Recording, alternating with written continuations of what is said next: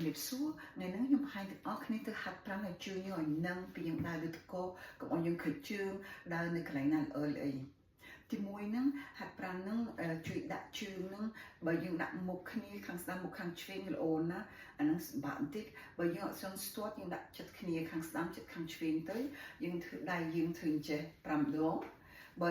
4 5ហើយយើងបិទភ្នែក1 2 3 4 5មនុស្សខ្លះដូចជើងអត់សូវមាំយើងដាក់ជើងឲ្យឆ្ងាយតិចក៏បានដែរប៉ុន្តែបើយើងធ្វើអញ្ចេះមុខគ្នាក៏ទៅល្អឡើង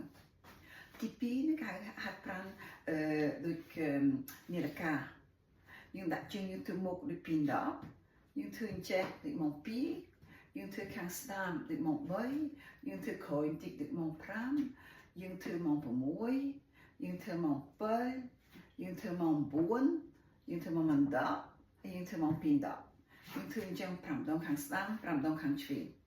ទី3ហ្នឹងក៏ល្អដែរឲ្យយើងជួយយើងឲ្យនឹងយើងដាក់អង្គុយកៅអីយើងធ្វើអញ្ចេះដូចខ្ញុំហើយពីគ្រប់ឈរកុំភ្លេចយើងចកត់នៅកែងជើងកុំអោនទៅមុខទៅយើងចកត់ទៅយើងគ្រប់ឈរអញ្ចឹងយើងធ្វើ5ដងអញ្ចឹងទៅហើយយើងបិទភ្នែកម្ដង5ដងបើទាំងអស់គ្នាធ្វើអញ្ចឹងហាត់8exercise ខ្ញុំបង្ហាញហ្នឹងធ្វើម្ដងមួយថ្ងៃជួយមែនទែនឲ្យជើងយើងឲ្យនឹងពីយើងដើរនៅកន្លែងណាដូចកន្លែងតកខ្ញុំសូមអរគុណ